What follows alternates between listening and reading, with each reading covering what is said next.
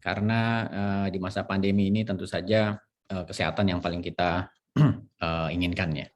Dan malam ini kelompok komunitas membaca Indonesia Kontemporer (MIKO) yang inisiatornya adalah Profesor Komarudin Hidayat menyelenggarakan serial diskusi yang sebetulnya sudah rutin lama dilakukan, dan malam ini kita akan membicarakan hal-hal terkait dengan ekonomi. Namun sebelum saya mulai, saya akan meminta Profesor Komarudin Hidayat untuk membuka acara. Silakan, Prof. Oke, makasih. Assalamualaikum warahmatullahi wabarakatuh. Senang ketemu Mas Dede. Saya itu bukan ahli ekonomi ya, tapi kalau dia nulis di Kompas itu pasti saya baca tentang ekonomi. Karena Mas Dede ini bagi saya memberikan satu referensi, penjelasan, analisis, arah yang jernih. Sebuah tulisan itu bagi saya ketika dibaca orang lain bisa dipahami dan memperkaya, itu tulisan yang bagus. Tapi kalau tulisan itu hanya bisa dipahami oleh ahlinya, nah itu rasanya kurang kurang banyak, amplifiernya kurang besar. Lebih-lebih sekarang ketika kita ini saling terkoneksi, membutuhkan interdisciplinary, sehingga saya sempatkan berusaha untuk memahami berbagai disiplin ilmu, paling nggak pengantar, lebih-lebih ekonomi. Karena yang saya pahami bahwa faktor ekonomi ini sangat vital sekali mempengaruhi berbagai aspek dimensi kehidupan. Nah, malam hari ini Mas Khatib Basri, gembira sekali bagi saya untuk menyampaikan satu analisisnya. MIKO ini satu forum yang insidental. Kita hanya mengadakan acara diskusi kalau kita pandang cukup urgen. Jadi ini selected sekali. Kalau tidak urgen sekali, kita tidak mengadakan forum MIKO ini, membaca Indonesia Kontemporer. Dan pesertanya memang tidak agak relatif selected. Namun demikian saya percaya bahwa di antara peserta itu ibarat lokomotif, dia punya gerbong yang banyak, mereka influencer dalam bidangnya masing-masing. Oleh karena itu sekali lagi kami sampaikan terima kasih, dan pada Philip juga saya terima kasih sekali Anda telah mengontak dan malam hari ini menjadi hostnya, anchornya. Serasa begitu, dan pada teman-teman semua silah selamat untuk berdiskusi. Makasih Mas Dede dan Philip. Siap. Terima kasih Prof. Komarudin Hidayat. Mungkin kita akan mulai diskusi.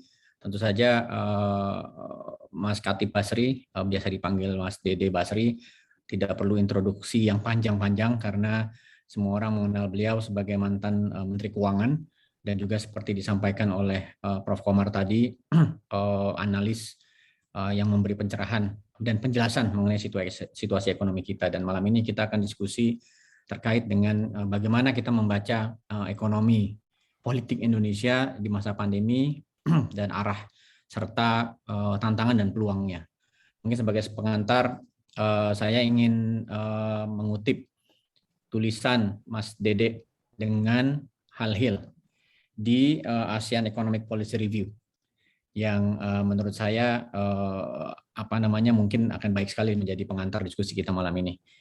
Tulisan itu, paper itu berjudul Making Economic Policy in a Democratic Indonesia.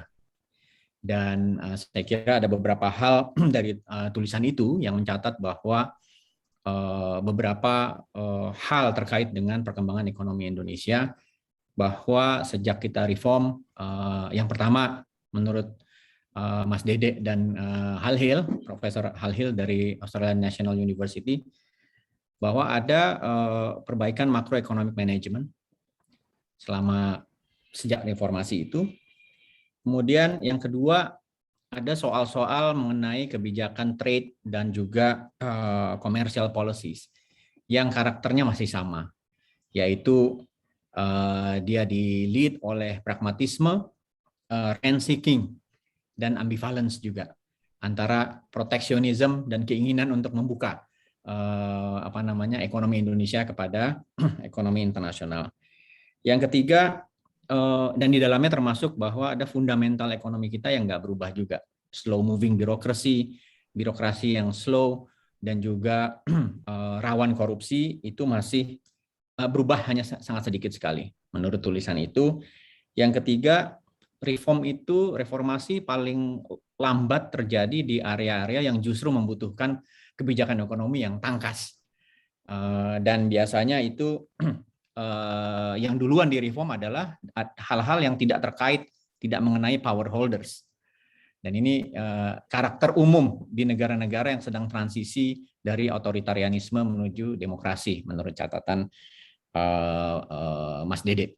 Dan di situ di-apply ada referensi pada crisis hypothesis bahwa reform itu baru bisa terjadi dengan cepat, dengan kencang ketika situasi, circumstances-nya memaksa untuk reform. Jadi perlu shock yang besar. Nah, dalam kaitan itu Mas Dede, pandemi ini tentu shock yang besar. Kalau menurut hemat saya, dia mempengaruhi banyak aspek, baik politik, ekonomi, sosial bahkan. Dan apakah ini menjadi pretext untuk kita melakukan reformasi ekonomi atau tidak melakukan reformasi ekonomi, dan juga bagaimana sebetulnya kebijakan-kebijakan ekonomi atau situasi ekonomi Indonesia di masa pandemi ini menuju banyak orang sekarang menyebut Indonesia 2045, keinginan menjadi negara berpendapatan tinggi di tahun 2045, tapi kemarin World Bank baru menurunkan status kita menjadi negara berpendapatan ekonomi ke bawah, menengah ke bawah, dan seterusnya gitu. Nah, ini apa nih kita cara membacanya, Mas Dede? Karena mungkin seperti disampaikan Pak Komar tadi, saya lihat banyak ekonom yang ikut diskusi ini, ada teman-teman wartawan juga, tapi banyak juga yang relatif awam dalam hal ekonomi. Jadi kita sangat senang Mas Dede yang akan bicara di sini karena pandangannya bisa menjelaskan baik pada yang expert seperti yang dibilang tadi oleh Pak Komar, dan juga kepada teman-teman termasuk saya mungkin yang relatif awam terhadap persoalan ekonomi. Saya persilakan Mas Dede. Makasih Philips, makasih Mas Komarudin Hidayat, saya sudah diundang di sini. Assalamualaikum warahmatullahi wabarakatuh, selamat malam dan salam sejahtera bagi kita semua.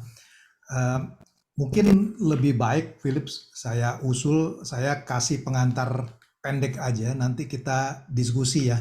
Saya nggak mau pakai slides atau apa gitu, tapi saya coba membahas beberapa poin, kemudian nanti kita bisa diskusikan gitu. Jadi ada waktu nanti untuk interaksi.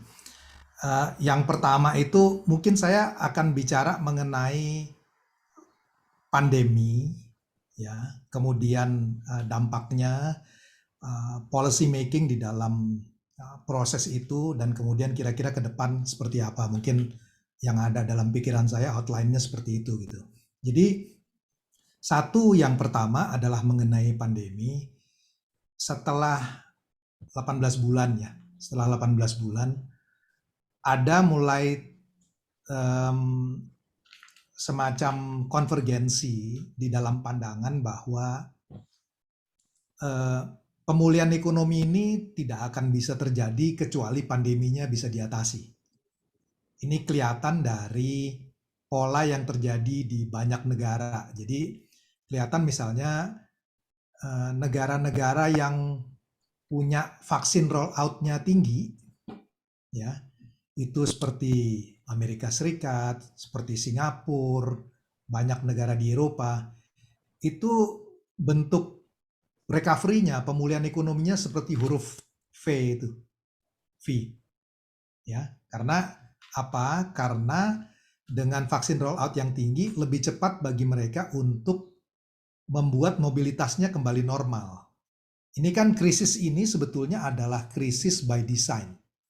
Kenapa krisis by design? Karena begini, esensi dari ekonomi itu kan adalah transaksi, ya, dan transaksi itu terjadinya di pasar. Jadi per definisi, pasar itu adalah tempat orang penjual dengan pembeli ketemu, baik secara fisik ataupun virtual. Nah, di dalam pandemi, orang itu nggak boleh ketemu secara fisik. Ya, akibatnya transaksinya nggak terjadi, kecuali yang virtual. Makanya malam ini kita ketemu secara virtual, itu sebetulnya penjelasannya. Jadi segala sesuatu yang mengharuskan kehadiran fisik, pasti akan kena. Contohnya misalnya turisme. Kenapa turisme pasti akan kena? Karena user experience itu nggak bisa diganti digital. Nggak mungkin orang pergi ke Kuta, dia cukup puas dengan nonton videonya. Nggak mungkin itu. Atau tinggal di hotel, tapi segala sesuatu yang bisa dirubah jadi digital, itu masih bisa berjalan. Nah, negara-negara yang bisa mengembalikan mobilitasnya, itu pasti recovery-nya akan lebih cepat. Gimana cara mengembalikan mobilitas? Cuman ada dua kemungkinan. Protokol kesehatan, seperti yang dilakukan New Zealand, Australia, atau Cina sebelum ada vaksin, atau yang kedua adalah vaksin. Nah, kita bisa lihat misalnya, Amerika itu recovery-nya dalam bentuk huruf V atau victory. Ya, Singapura juga. Singapura itu quarter 2 kemarin tumbuhnya 14%. Kalau kita ribut dan senang dengan 7%, Singapura itu tumbuh 14% sebenarnya. Pertumbuhan quarter 2-nya. Sekali lagi kenapa? Karena dia vaksin rollout-nya udah di atas 70% sekarang. Mobilitasnya mulai kembali bisa jalan. Nah, itu yang kelihatannya mulai terjadi. Sementara di negara berkembang seperti Indonesia ada persoalan karena suplai vaksinnya terbatas, ada isu mengenai distribusi. Kita itu per 26 Agustus kemarin itu vaksin rollout-nya baru sekitar 11%-an. Jadi walaupun secara populasi besar, baru 11%. Nah, ini kalau di Amerika, itu kelihatan sekali antara negara bagian yang vaccinated dengan under vaccinated. Itu performance-nya clear. Jadi kuncinya adalah itu. Jadi dengan kondisi seperti itu, yang mungkin dihadapi oleh Indonesia itu adalah pola pemulihan yang bentuknya huruf W, W. Jadi kita turun, kemudian mobilitasnya dibuka, naik. Nanti kalau mobilitasnya dibuka terlalu cepat, orang-orang kembali euforia, nggak pakai prokes, vaksinnya terlambat, nanti kasusnya naik lagi. Kalau kasusnya naik lagi, diketatkan lagi. Kita udah punya pengalaman nih. Maret lalu, Juni dibuka, kemudian diketatkan lagi Oktober, dibuka lagi Desember, kemudian diketatkan lagi Februari sampai dengan Juni, oke. Begitu Lebaran ada vaksin Delta, naik lagi. Jadi quarter 2 pertumbuhan kita itu bisa 7%, tapi quarter 3 itu kalau saya lihat dari data spending indexnya Bank Mandiri, itu drop. Karena kembali lagi mobilitasnya tertahan. Jadi kita akan punya pola seperti ini sampai dengan herd immunity-nya dapat. Nah, saya berharap bahwa vaksin rollout-nya itu bisa dipercepat mudah-mudahan tahun depan atau tengah tahun depan. Tanpa itu, polanya masih akan berulang. Nah, kalau polanya masih berulang, apa implikasinya? Implikasinya begini, bayangkan ya kalau pandeminya masih ada.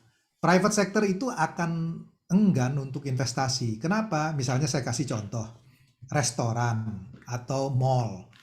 Kan maksimum berapa? 50% kalau masih ada protokol kesehatan kan. Kalau pengunjungnya 50%, dia nggak ada kebutuhan untuk nambah investasi dong. Orang yang ada aja nggak kepake, ya kan? Pesawat. Kalau misalnya dibatasin hanya 50%, berarti kan load factor-nya nggak akan penuh. Untuk apa dia tambah pesawat baru? Sehingga di dalam kondisi seperti itu, minat swasta untuk investasi belum akan terjadi. Nah, kalau swastanya belum kick in, belum berjalan, maka yang mesti tanggung siapa? Mau nggak mau pemerintah. Ya, mau nggak mau pemerintah. Dan itu terjadi di semua negara. Tema dari kebijakan fiskal di seluruh dunia itu adalah do whatever it takes. Even negara yang paling percaya dengan austerity, namanya Singapura, itu running defisitnya 14%, 13,9%. Indonesia itu kalau 6% defisitnya, itu nggak ada apa-apanya. Cuman kan implikasi dari defisit yang besar, utang, nanti kita bisa ngomong mengenai ini. Ya, tetapi ini adalah hal yang memang tidak terhindarkan di dalam kondisi seperti ini gitu. Antara kita harus, jadi kalau buat saya pernah jadi Menteri Keuangan, itu ada satu satu pelajaran bahwa disiplin fiskal tuh penting sekali. Tapi ada yang lebih penting dari disiplin fiskal, itu adalah life and livelihoods. Ya, kita nggak bisa mengorbankan nyawa dan nafkah simply gara-gara disiplin fiskalnya mau dijaga gitu. Ini yang kemudian jadi isu, dan ini punya isu di dalam soal ekonomi politik. Nah, persoalannya sekarang sebetulnya kalau dilihat relatif terhadap negara lain secara ekonomi, recovery kita itu relatif lumayan. Ya, kontraksi di tahun lalu tuh minus 2,1%. At the given kondisi political ekonomi yang tidak mudah. Kenapa saya katakan tidak mudah? Ini nanti kita masuk kepada ekonomi politiknya. Kita nggak bisa membandingkan Indonesia itu dengan Vietnam, atau misalnya Cina, atau negara-negara yang punya struktur sentralisasi. Ya, karakteristik dari Indonesia itu adalah setelah reformasi itu adalah fragmentasi dari kekuasaan, dari pemerintah pusat, pemerintah daerah, parlemen, macam-macam. Ini yang membuat proses policy itu menjadi tidak mudah. Saya pernah punya pengalaman di pemerintahan, ini saya share. Saya pernah satu kali itu ada debat agak panjang dengan almarhum Pak Ali Wardana, Prof. Ali Wardana, mantan Menteri Keuangan terlama, salah satu orang yang disebut sebagai bagian dari Berkeley Mafia.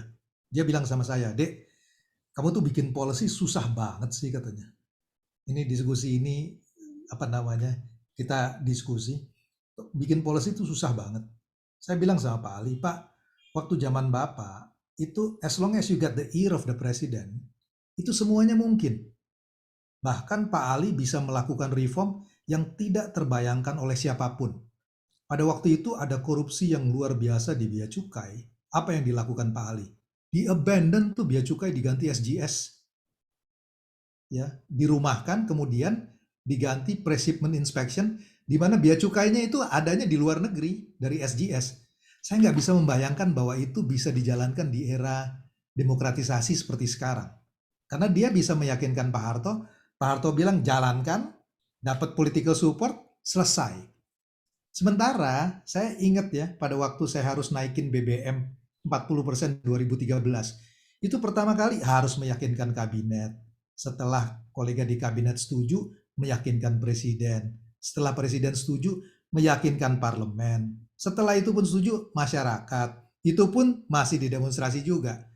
Sehingga akhirnya selama berapa minggu saya nggak nonton TV aja. Saya nontonnya Discovery atau Food Channel gitu. Karena kalau nonton TV yang lain pasti dimaki-maki gitu.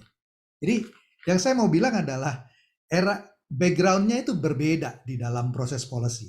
Itu satu di dalam demokratisasinya.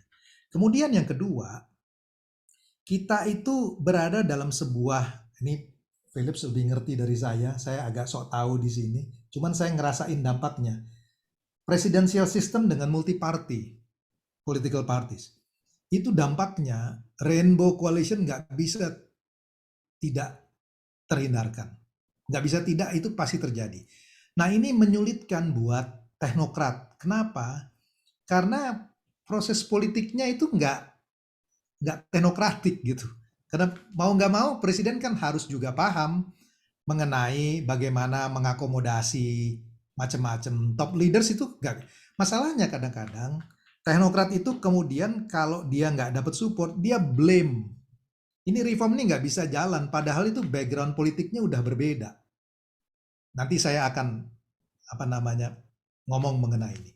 Kemudian yang ketiga yang juga berbeda dari dulu itu adalah desentralisasi. di mana power dari policy dari pemerintah itu nggak akan bisa efektif sekali karena eksekusinya itu ada di daerah.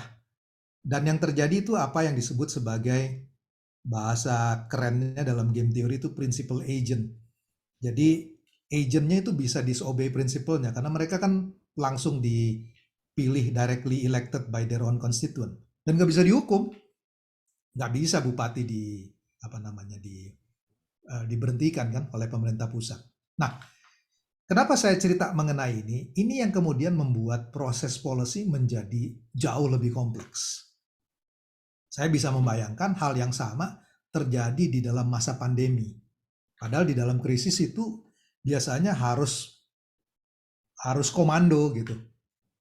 Ya, kalau nggak komando, wah repot. Repot sekali. Misalnya saya kasih contoh. Posisi untuk bicara aja itu harus satu pintu. Karena kalau nggak satu pintu, teman-teman sekalian, itu bisa dari setiap kementerian bisa kasih view-nya dan itu membingungkan. Ya, saya pernah punya pengalaman waktu handling taper tantrum, kita harus satu pintu tuh. Hanya ini yang boleh bicara dengan view-nya sama gitu untuk jamin.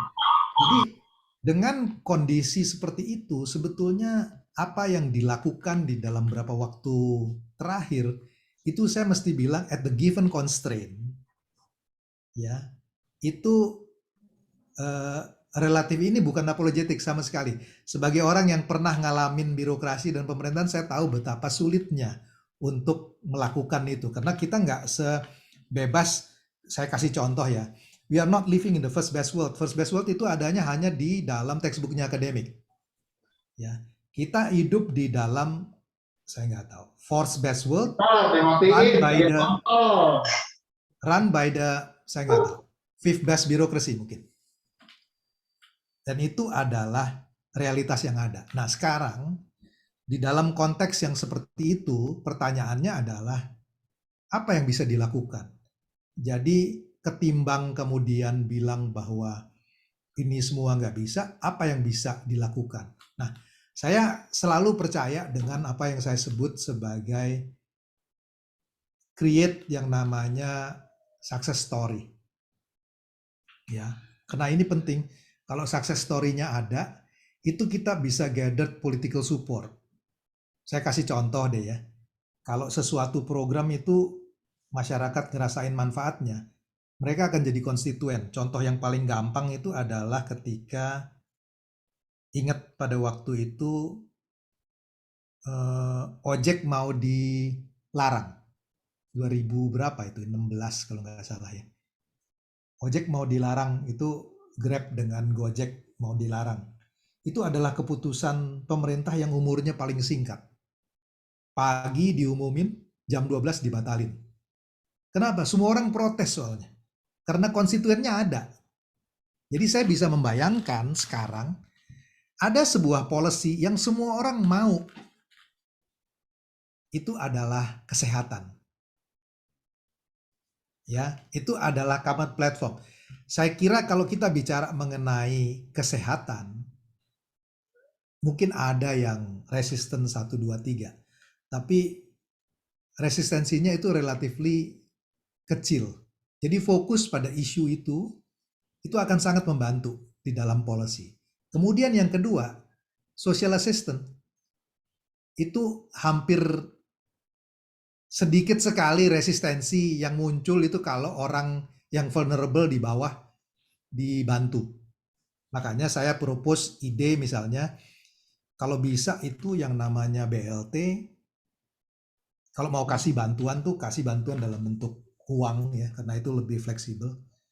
Kalau bisa itu penerima manfaatnya dengan jumlah uangnya ditambah. Saya tulis ini di Kompas, ya, saya bilang jangan hanya yang miskin, tetapi yang vulnerable juga kena, yang dapat.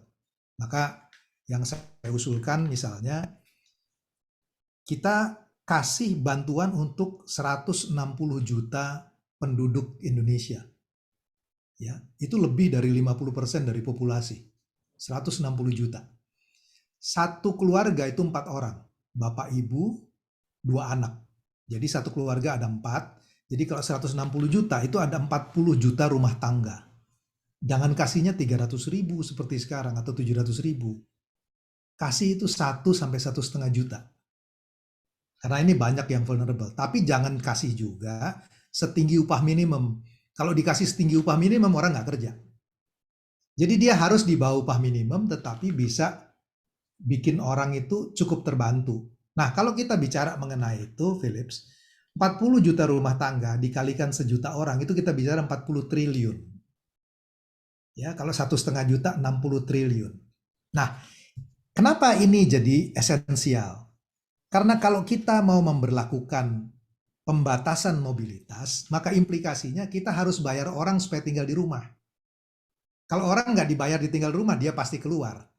Kalau keluarga kelas menengah atas, dia punya tabungan, dia bisa bertahan.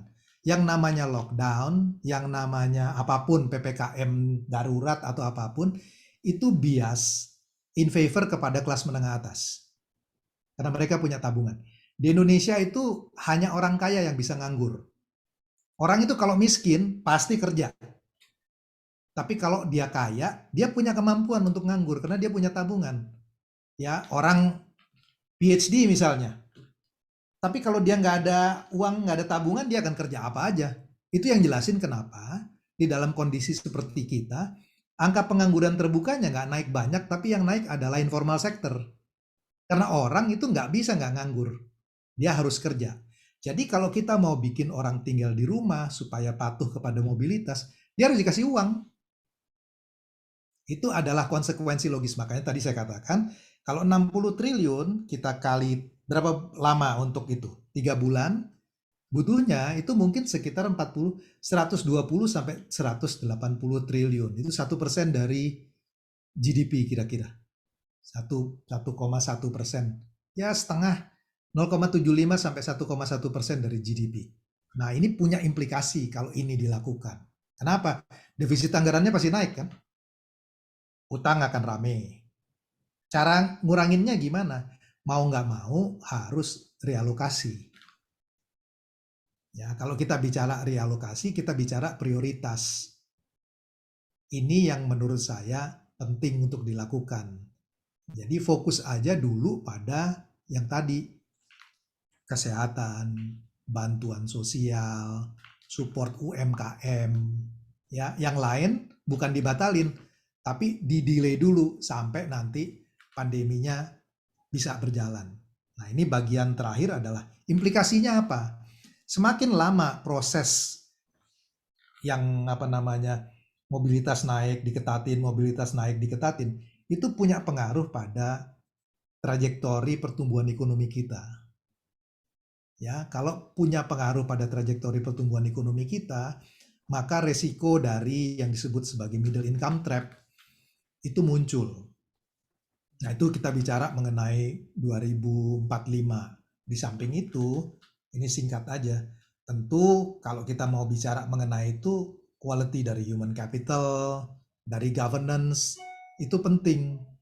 Ya, ini satu hal yang saya juga lihat kita harus perhatikan dengan baik-baik.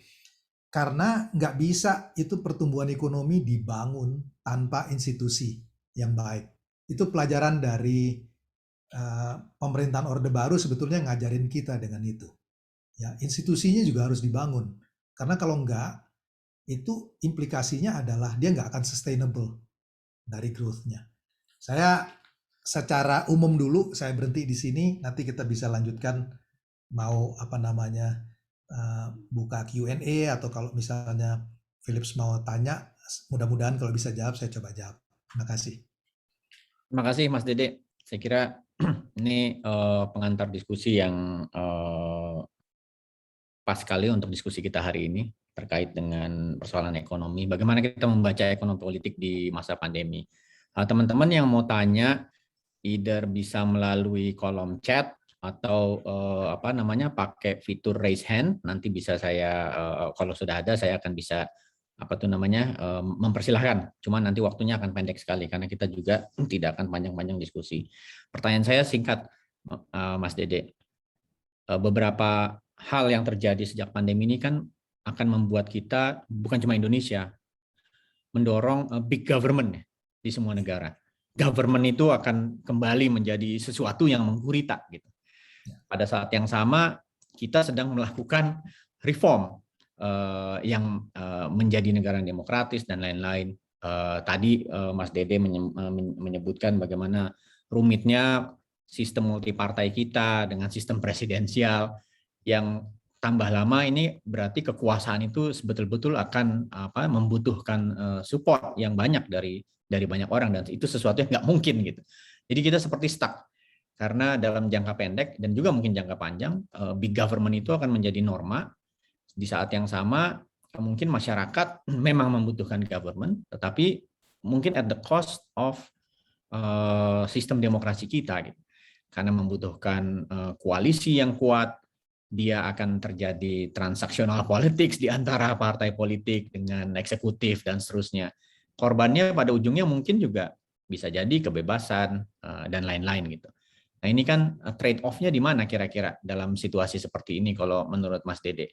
Pengalaman di negara-negara yang lain, apakah kita makin menuju seperti modelnya Singapura atau atau Vietnam atau Cina dan lain-lain yang menerima dengan tangan terbuka model-model big government ini gitu. Saya melihatnya, sekali lagi saya bukan political scientist ya. Saya tetap melihatnya begini. We have to work within constraint gitu. Ya. Jadi buat saya itu pragmatis aja. Bagaimana kebijakan pemerintah yang ada ini itu bisa efektif dalam konteks tanpa kemudian harus jadi, kalau kita kemudian rubah jadi sistem otoritarian di mana semuanya dikontrol, itu nggak akan sustainable menurut saya. Tapi ada hal-hal yang menurut saya itu sebetulnya kita bisa punya common platform. Ya, tadi saya bilang, saya kasih contoh misalnya gini.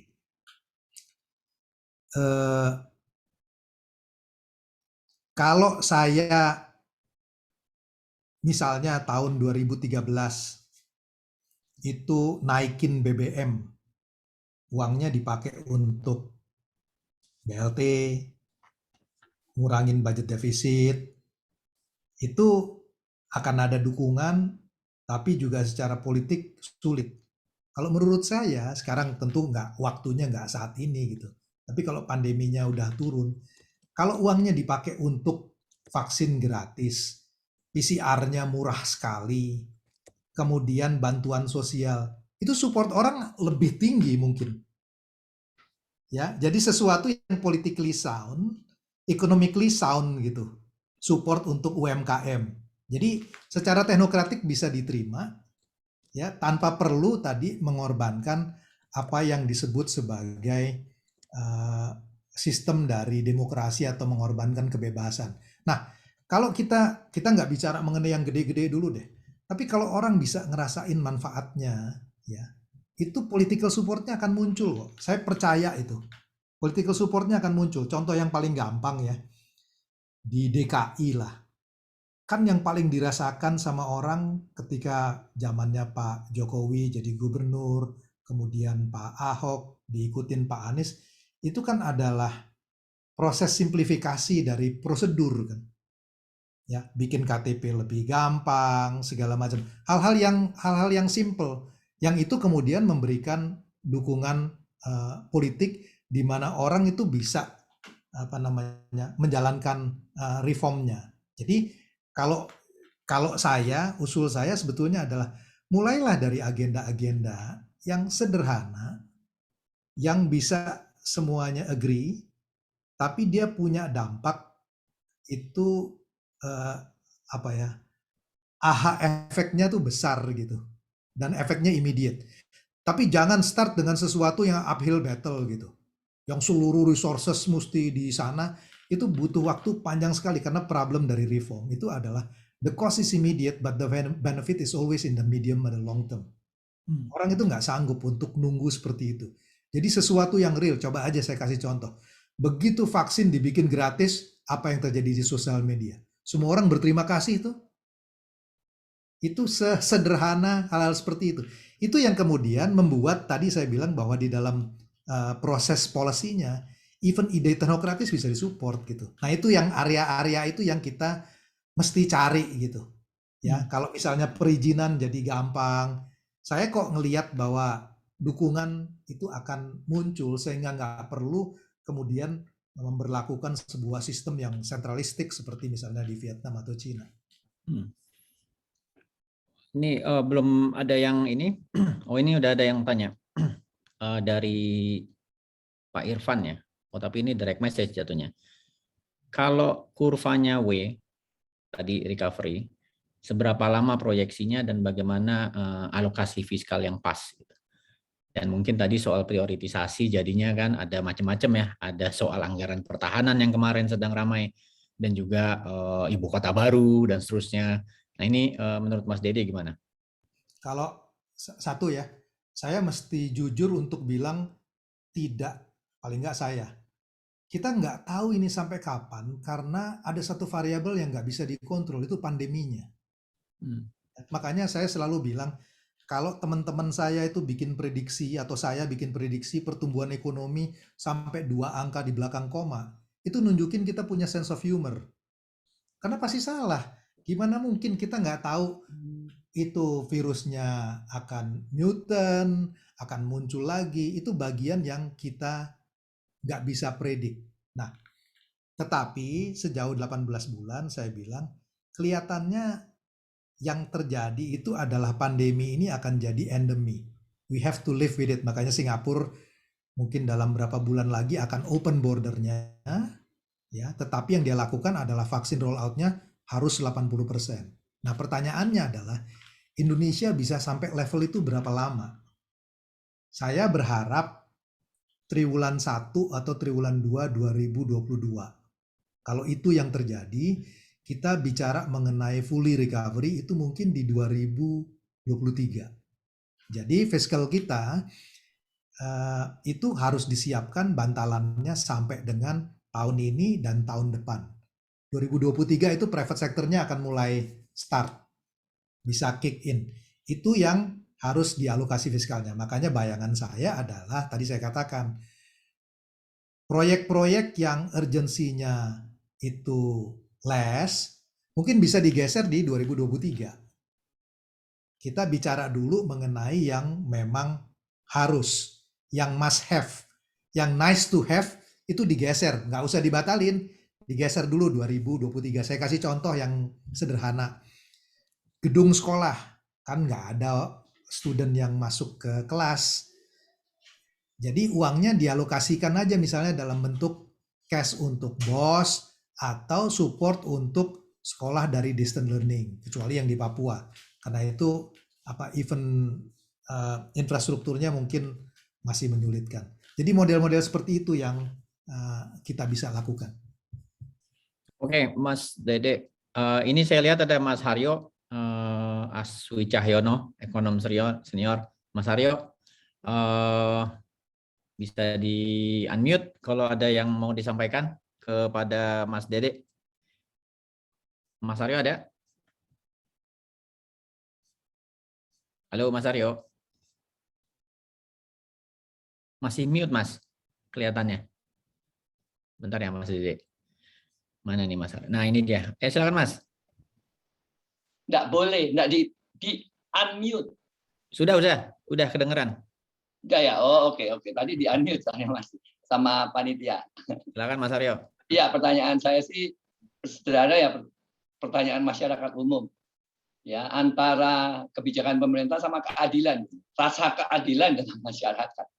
Itu yang saya rasa sering juga menghambat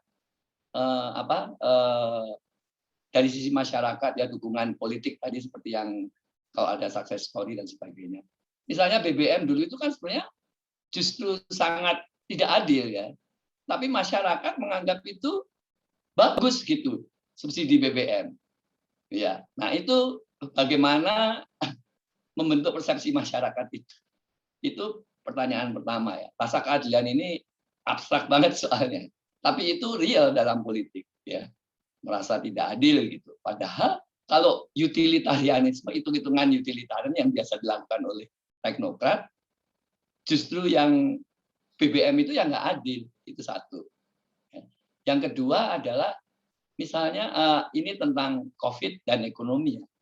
COVID ini yang sekarang ini, yang Delta ini, itu 4 kali lipat lebih menular dan 2 kali lipat hospitalization-nya, tingkat hospitalization ya, dibanding Alpha. Nah, gap antara tantangan virus ini dan bureaucratic capacity dan semua kapasitas di Indonesia itu kan makin melebar. Kalau nanti ada virus baru, kira-kira strateginya bagaimana untuk memperkecil gap ini? Kalau tadi tindakan-tindakan sederhana mungkin bisa ya untuk alfa dan beta. Tapi kalau kedepannya misalnya gapnya ini kita nggak tahu kan, seperti Bang Dede tadi bilang, kita nggak bisa ngeramal sampai 2 digit. Kita juga nggak bisa ngeramal gimana perilaku virus ke depan. Yang jelas yang sekarang ini 4 kali lipat tingkat penularannya saya udah itu, dan hospitalization-nya 2 kali lipat menurut penelitian. Itu aja sih pertanyaan saya. Terima kasih Mas Aryo. Mas Dede bisa langsung ini direspon. Oke, saya coba jawab. Mas Aryo sebetulnya tahu jawabannya dia, tapi saya coba jawab deh ya. Yang pertama Mas Aryo, untuk ekonomi politik dari policy ya. Tug of war ini akan selalu terjadi, tarik menarik antara pandangan teknokratis dengan soal konsep kepentingan politik. Satu hal yang saya belajar dari pengalaman di pemerintahan adalah I'm humble by the reality. Ya, saya jadi rendah hati dengan kenyataan, dan menurut saya sebenarnya, kalau ini pandangan pribadi saya, cara teknokrat untuk melihat persoalan itu harus dirubah. Rather than blaming politician, untuk bilang bahwa ini kok nggak masuk akal, bagaimana how to incentivize politician untuk dukung reform. Misalnya, saya kasih contoh, BBM ya dinaikkan, ada resistensi. Orang akan ribut, politisi pasti akan bikin hitung-hitungan, popularitasnya turun dengan ini. Sekarang pertanyaannya begini, kalau dikasih vaksin, dia popularitasnya naik nggak? Kalau dia bisa kasih alokasi anggaran kesehatan yang baik, bantuan sosial yang baik, UMKM yang naik, dia political supportnya akan naik nggak? Dia punya kepentingan di situ. Kalau dia punya kepentingan di situ, kita cariin uangnya. Caranya adalah tadi, kurangin subsidi BBM-nya. Jadi itu yang dikompensate antara kepentingan. Tapi kalau alokasi uangnya digunakan untuk ngurangin defisit, ya orang nggak mau terima. Politisi juga nganggap apa kepentingan saya di sini.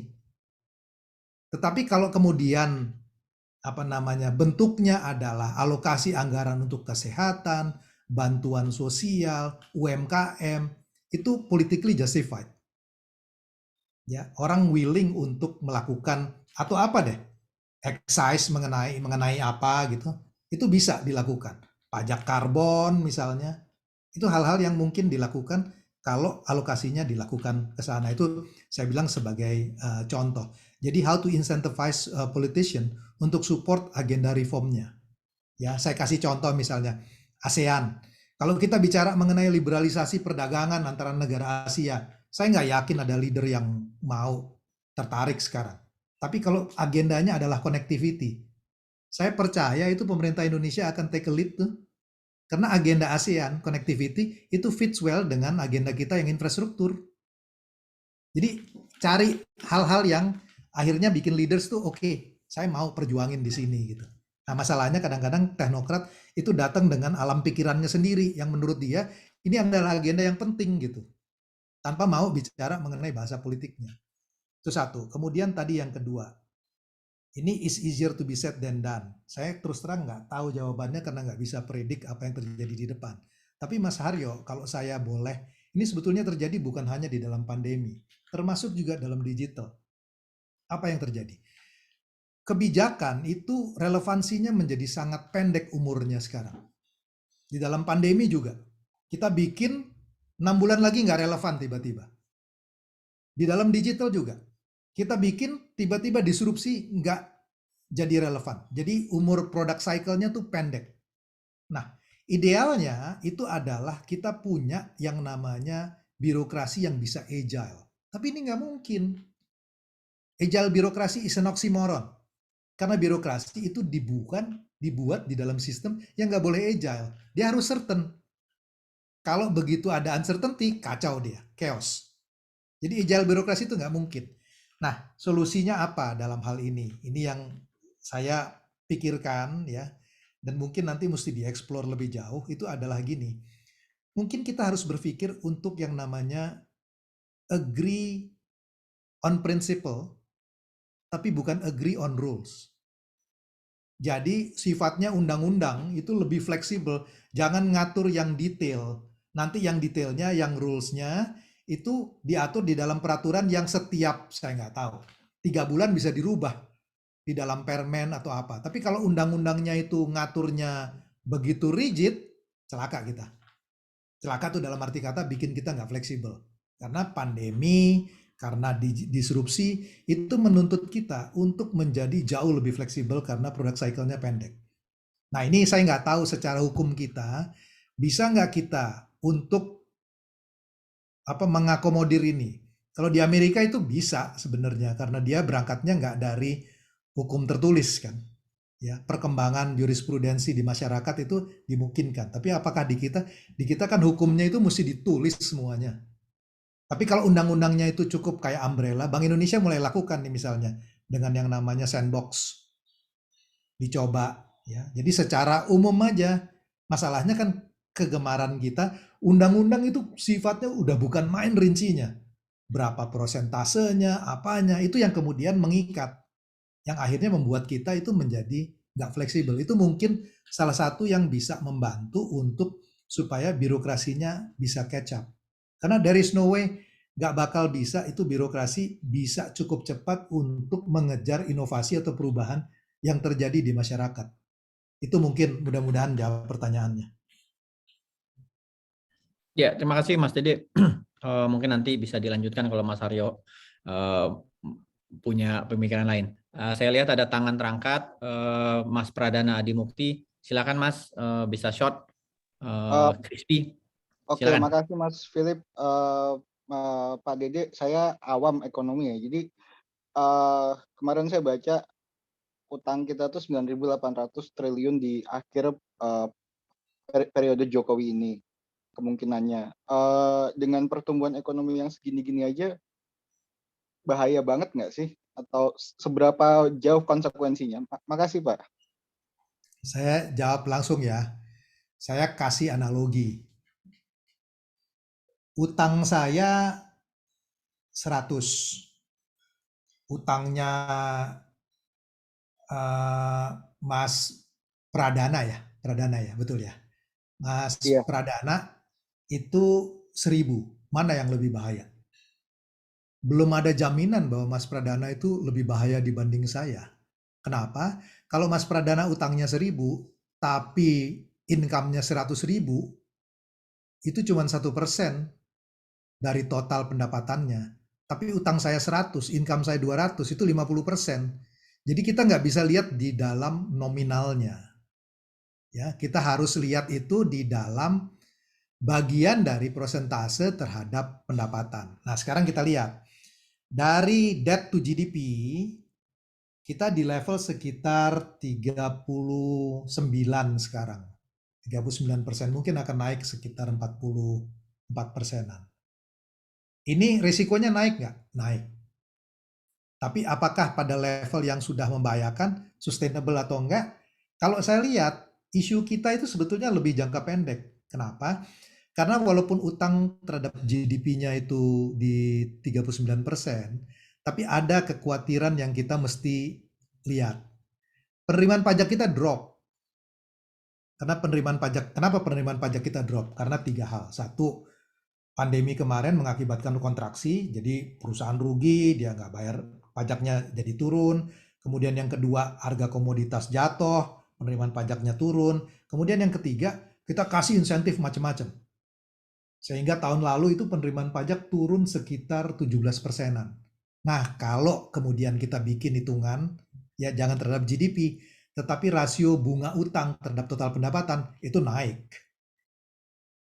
Nah, kalau dia naik, artinya bagian dari penerimaan pemerintah yang dipakai untuk bayar bunga, bebannya naik.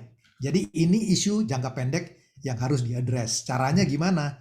Cuma ada dua, revenue-nya dinaikin dengan pajaknya diperbaiki, atau yang kedua, realokasi anggaran tadi yang saya bilang.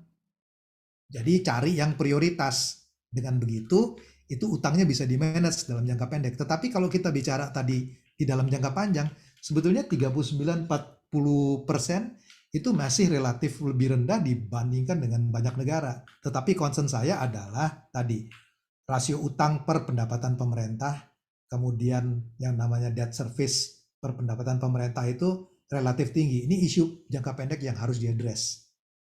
Mungkin mudah-mudahan jawab pertanyaannya. Thank you, Mas Dede. Saya mau ada pertanyaan satu. Tadi Mas Dede bilang kita akan recover dengan rate vaksin rollout sekarang. Mungkin baru pertengahan tahun depan, lalu berarti mungkin recovery ekonominya baru 2023. Tapi itu tahun politik, Pak. Jadi proses pemilihan presiden, pendaftaran dan lain-lain itu udah mulai 2023 juga. Dan menurut saya jadi uncertainty datang lagi, dan belum tentu karena everything else being equal, tidak ada perubahan apa-apa, tidak ada incumbent tahun 2024. Tentu saja kalau ada move yang kemarin juga ramai dibicarakan orang, ada perpanjangan masa jabatan dan seterusnya, itu kan itu masih kita belum tahu gitu. Tapi everything else being equal, tahun 2024 itu tidak ada incumbent, artinya kompetisi politik juga akan memperlambat kita juga gitu. Nah, menurut Mas Dede, seberapa kuat ini kita punya recovery itu untuk membalikkan kita betul-betul bisa menjalankan recovery ekonomi pasca 2023, 2024. Ini pertanyaan yang sulit ya. Saya terus terang saya nggak punya jawabannya, karena soal timing ini juga repot gitu ya. Problemnya itu begini.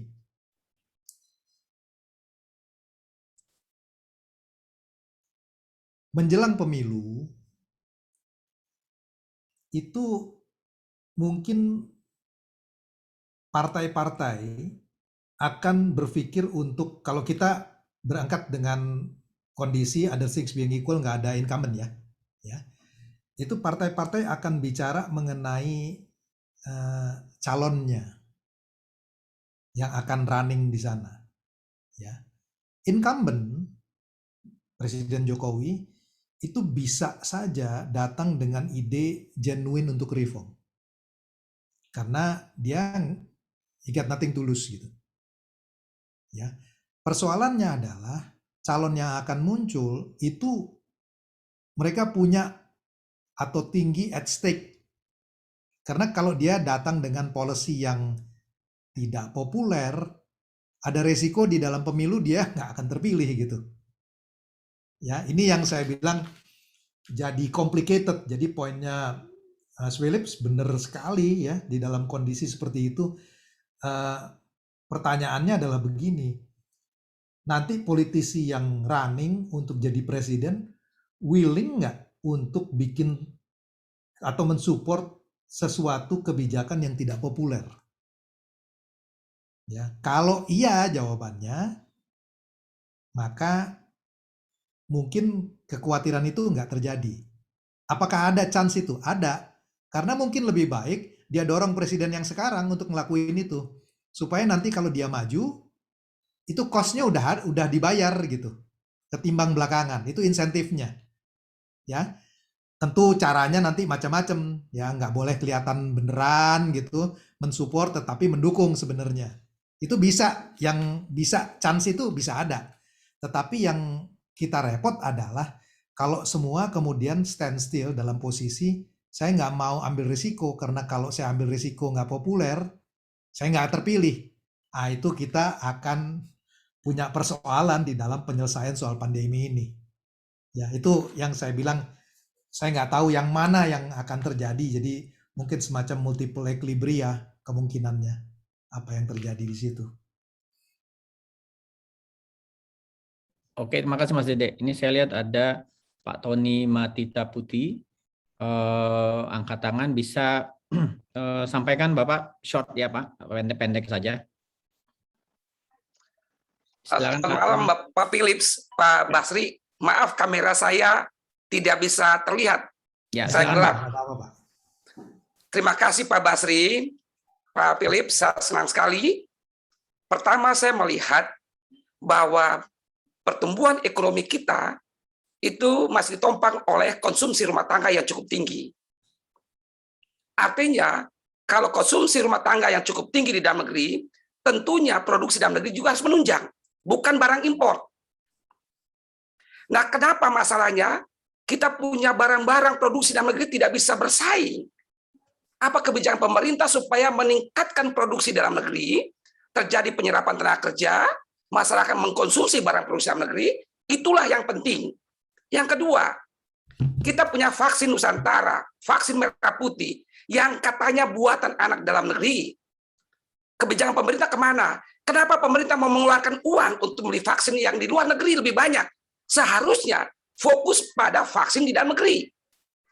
Nah, saya mau mengatakan bahwa apa sih prioritas utama yang harusnya pemerintah melihat yang paling penting supaya dana itu tetap mengalir di dalam negeri, kegiatan ekonomi tetap berjalan, dan masyarakat tetap mendapatkan pekerjaan. Terima kasih Oke. Pak Philip, Thank you, Pak Pak Basri. Tony. Terima kasih. Ya, Mas Dede. Saya- Tadi pertanyaan yang passionate sekali dari Pak Tony. Ya. Silakan Mas. Saya coba jawab ya. Pak Tony, kalau saya sebagai konsumen, itu pertanyaannya selalu dua hal kalau saya mau beli barang. Barangnya murah nggak? Kemudian kualitasnya bagus nggak? Kalau itu kita bisa jawab dari produksi dalam negeri, saya kira nggak ada persoalan. Ya, saya kasih contoh misalnya, nggak boleh nyebut nama barang ya. Saya ini aja Bu, nggak ada iklan sama sekali. Itu minuman, salah satu minuman yang paling populer kan dulu teh botol ya. Ya, itu dia bisa compete dengan produk dari global gitu. Atau misalnya noodle lah, Indomie atau apa tuh, itu bisa compete dengan ini karena memang sesuai dengan itu. Jadi yang saya mau bilang sebetulnya, kalau kita bisa bikin barangnya dengan kualitas baik dan kompetitif, nggak ada isu. Yang jadi masalah adalah kalau harganya, kalau selisih dikit mungkin orang masih oke gitu ya. Kalau harganya mahal sekali, kemudian kualitasnya nggak bagus, ya, maka itu yang kemudian jadi persoalan. Nah, kenapa ini bisa terjadi? Saya sebetulnya mau bicara begini. Salah satu yang ngakibatin biaya produksi kita mahal di sini itu adalah mengenai yang tadi disebut oleh Mas Haryo itu soal biaya rantai birokrasi. Ya, itu yang bikin jadi mahal, jadi panjang, nggak pasti. Jadi sebetulnya kalau kita mau bikin produk kita itu juga bisa kompetitif terhadap impor, terhadap mana, salah satu yang mesti dilakukan itu adalah penyederhanaan izin. Jadi saya bayangin ya, saya bukan ahli teknologi. Kalau seandainya diterapkan yang kayak blockchain gitu ya, saya masukin KTP saya, kan kalau saya urusan datanya udah ada di sana, semua lingkungan pemerintahan itu punya data saya, ID saya. Jadi nggak perlu setiap kali saya harus fotokopi KTP saya, ini cuma hal yang sederhana dilakuin. Bagaimana misalnya di dalam sistem. Nah, ini sebetulnya sudah mulai dilakukan dengan OSS, dengan macam-macam. Ya, kemarin melalui yang namanya Omnibus, kita mulai coba lakuin. Ini implementasi ini jadi sangat penting. Kenapa pentingnya Pak Tony? Saya kasih contoh. Indonesia itu, ini Mas Aryo ahlinya. itu punya persoalan yang disebut dengan hollow middle. Hollow middle tuh perusahaan gede ada, yang di bawah yang informal banyak, di tengahnya nggak ada. Kenapa itu kejadian? Kalau yang gede, kalau dia berhadapan dengan birokrasi, dia ngerti cara ngadepinnya. Dan dia cukup punya resources untuk itu. Yang informal, dia nggak berhubungan dengan birokrasi, orang dia nggak daftar. Tetapi yang menengah ini, yang uangnya nggak banyak, tapi dia harus terdaftar. Itu kalau mata rantai birokrasinya panjang, kosnya mahal, ada berbagai pungutan, macam-macam, nggak kuat dia. Dia nggak bisa survive. Itu yang menjelaskan kenapa kita punya hollow middle, itu yang kemudian membuat kita jadi nggak kompetitif terhadap apa yang tadi Pak Tony katakan, ya, barang-barang dari import dan macam-macam. Sebetulnya kalau mau itu kita address isu itu supaya barang kita itu juga bisa di samping juga ningkatin kualitasnya.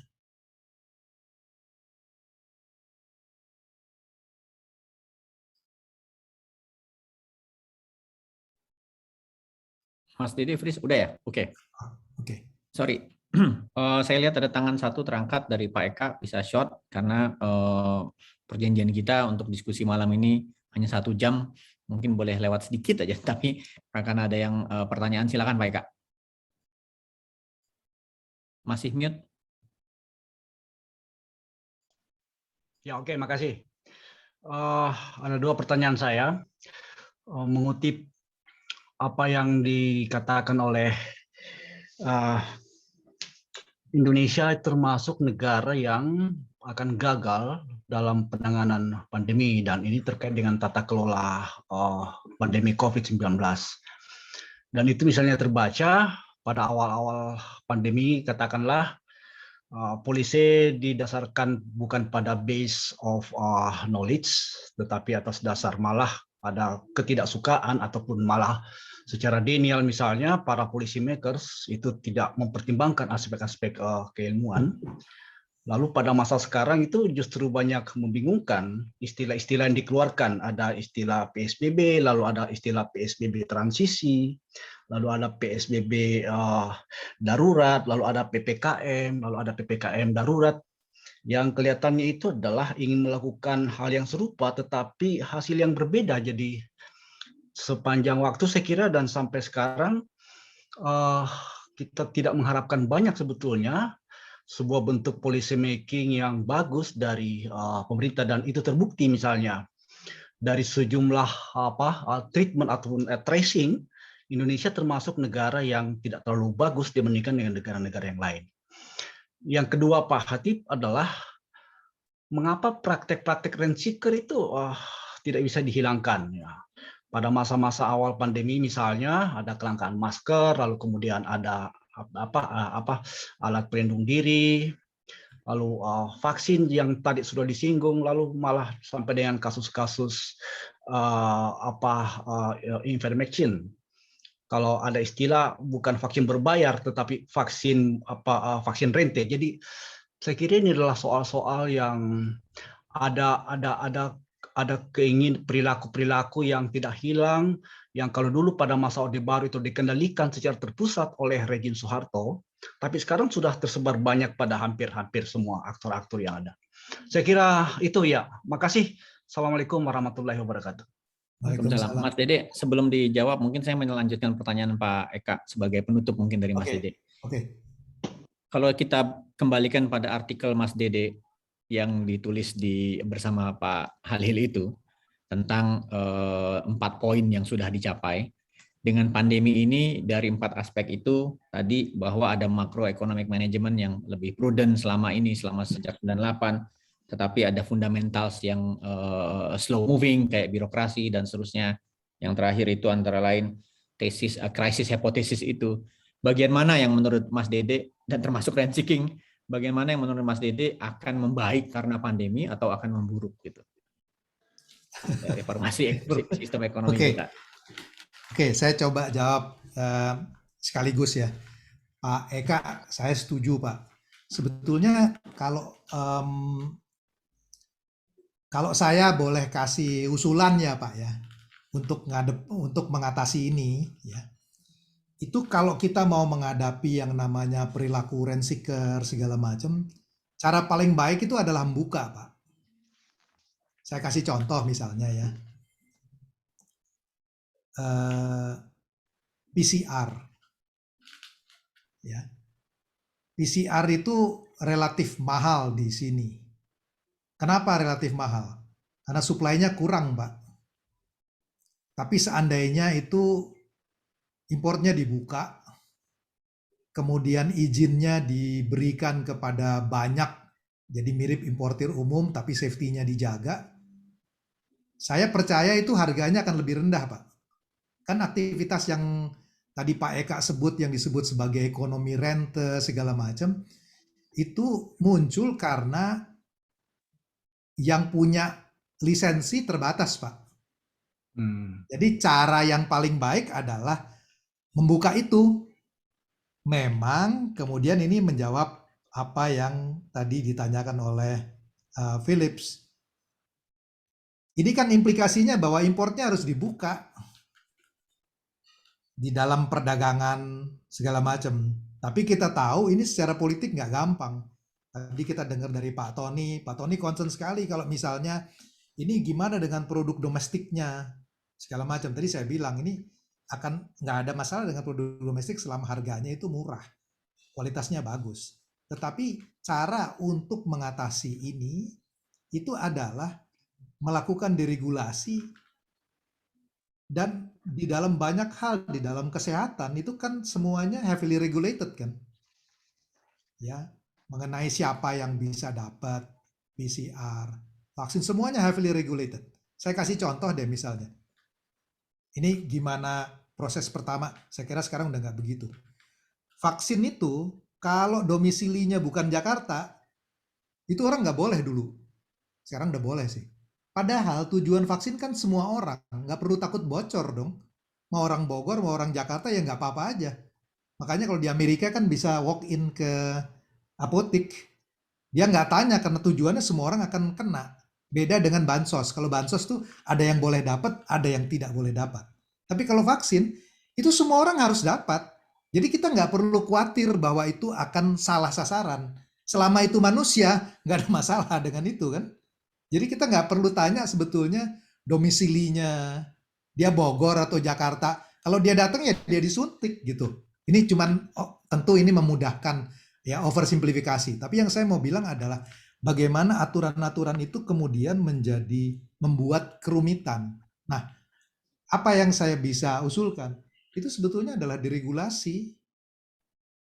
Dan caranya misalnya tadi saya bilang, izin-izinnya untuk alat kesehatannya, dibuka, diperluas. Tentu kalau diperluas itu bukan berarti bahwa dia bisa langgar safety. Dia harus tetap penuhi safety-nya. Tetapi itu mungkin suppliernya akan banyak, Pak. Untuk PCR, untuk masker, nggak hanya dari lokal, juga datang dari luar, dia bisa import. Ya, saya kasih contoh misalnya, antigen begitu bisa beli sendiri kan harganya murah, ya kan? Atau misalnya ketika PCR dulu pertama kali berapa? Di atas 2 juta pada waktu itu. Ya, karena jumlahnya sangat terbatas, Pak. Tapi begitu dia banyak, dia akan itu bisa. Nah, ini menjawab apa yang ditanya oleh Philips. Apa yang kemudian menjadi khawatir? Kekhawatiran saya, Philips, itu adalah pushback dari yang namanya kecenderungan untuk kerjasama internasional. Pushback dari globalisasi. Fenomena ini sudah mulai kelihatan sekarang dari apa yang disebut sebagai nasionalisme vaksin. Negara-negara besar itu karena takut vaksinnya nggak cukup, yang dia lakukan apa? Dia larang ekspor. Pernah terjadi pada India, kita sempat kekurangan tuh waktu itu vaksin. Ya, karena mereka bilang, penduduk saya dong yang penting duluan, baru saya kasih orang lain. Ya, kecenderungan untuk pushback dari globalization itu terjadi sekarang. Orang kemudian mulai lihat kalau dia tergantung vaksin dari negara lain, artinya apa? Dia harus bikin sendiri. Ini ada ide sudah sekarang. Indonesia harus punya bikin vaksin sendiri. Dan nggak bisa sepenuhnya disalahkan. Karena dari luarnya nggak reliable kan. Ya, jadi yang di dalam 4 tadi saya bilang macro stability ini sementara lah, nanti akan recover lagi. Ya, birokrasi akan berhadapan polanya nggak berubah banyak. Ya, tetapi yang saya khawatir itu adalah pushback dari globalization. Jadi orang itu makin menjadi inward looking, kerjasama internasional menjadi dianggap nggak perlu, padahal isu pandemi ini adalah isu transnasional. Nggak bakal selesai masalah pandemi ini kalau cross bordernya nggak diselesain. Karena kalau satu negara katakanlah beres, Singapura, negara lain masih ada pandemi. Ya kalau orang datang ke sana ya akan nularin lagi kan. Jadi ini harus diselesaikan secara global, tetapi cara orang melihat itu adalah semuanya untuk kepentingan nasional. Ini yang akan bikin dilema karena pushback dari globalization itu saya kira trennya akan terjadi dan ini nggak hanya terjadi di kita, semua negara melakukan ini. Itu yang saya lihat misalnya, jadi kalau di dalam tulisan saya dengan health saya bilang negara di Asia Timur diuntungkan akibat dari open trade, dari globalisasi. Yang saya khawatir adalah nanti kalau ini terjadi, kita nggak bisa ngulang resepi sukses story di yang masa lalu karena pushback dari globalisasi. Mungkin ini jawab pertanyaannya. Terima kasih Mas Dede. Mungkin waktu kita sudah habis teman-teman, Bapak Ibu semua. Kalau boleh, saya bukan mau menyimpulkan, teman-teman pasti punya kesimpulan sendiri. Tapi ada beberapa menurut saya keywords yang disampaikan Mas Dede tentang bagaimana kita melihat dan memandang arah ekonomi kita ke depan, terutama terkait dengan recovery setelah pandemi. Yang pertama, sepertinya yang didorong Mas Dede adalah fleksibilitas, baik dalam regulasi maupun institusi, dan harapan kita terhadap birokrasi yang agile itu agak kurang pas, gitu, karena birokrasi dibuat untuk menghadap dan membuat certainty. Gitu. Kemudian yang kedua, keywordnya menurut saya, menurut Mas Dede, prioritisasi. Kita harus mendorong penyelenggara negara, pengambil keputusan, mengambil prioritas yang tepat dalam konteks constraint yang kita hadapi terkait dengan sumber daya dan situasi krisis. Yang ketiga, mungkin mendorong deregulasi dalam berbagai macam hal yang diperlukan. Artinya itu semua bergerak di dalam backdrop ada kebutuhan akan pragmatisme, tetapi kita juga berhadapan dengan sentimen yang sifatnya lebih proteksionistik, gitu. Yang seperti terakhir disampaikan oleh Mas Dede, kecenderungan pushback, semua negara menjadi inward looking, sementara nature dari pandemi ini justru adalah kerjasama transnasional yang harus lebih banyak didorong. Dan mungkin kalau kita tidak bisa mendorong itu akan merugikan kita sebagai negara yang menengah, ya. Kalau negara besar mungkin dia bisa afford gitu, lebih proteksionistis gitu. Tetapi dalam konteks Indonesia membuka diri terhadap ekonomi internasional, kerjasama internasional itu mungkin keharusan. Dan yang terakhir tentu saja yang dibicarakan tadi tidak bisa dilepaskan dari konteks politik kita sendiri yang juga berada dalam situasi yang unik, ya, terkait dengan electoral cycle di Indonesia tahun 2024. Mungkin itu yang bisa sedikit saya sampaikan apa yang kita diskusikan dari tadi. Sebelum kita tutup, mungkin Prof. Komar ada yang ingin disampaikan untuk menutup. Ya. Silakan, Prof. Makasih Mas Dede. Saya catat dan banyak hal-hal yang membuat saya tercenung di samping tercerahkan juga. Misalnya pilihan yang semacam trade-off tadi, ya, menjelang 24. Ini diperlukan satu konsep pemikiran perubahan yang visioner, yang mendasar, tapi sisi lain tuntutan pemilu itu membutuhkan popularitas.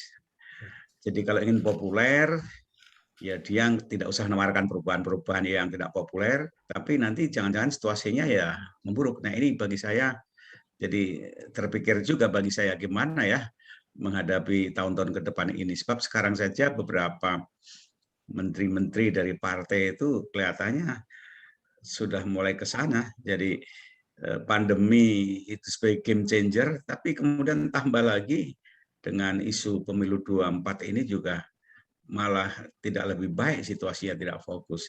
Sekali lagi saya sampaikan terima kasih. Lain kali jangan jenuh untuk tampil lagi memberikan satu pencerahan seperti ini. Makasih, Philip. Terima kasih, Prof. Bapak, Ibu, teman-teman, mungkin kita akhiri di sini. Terima kasih, Mas Dede, atas pencerahannya. Seperti biasa, sangat mudah dipahami oleh kita semua.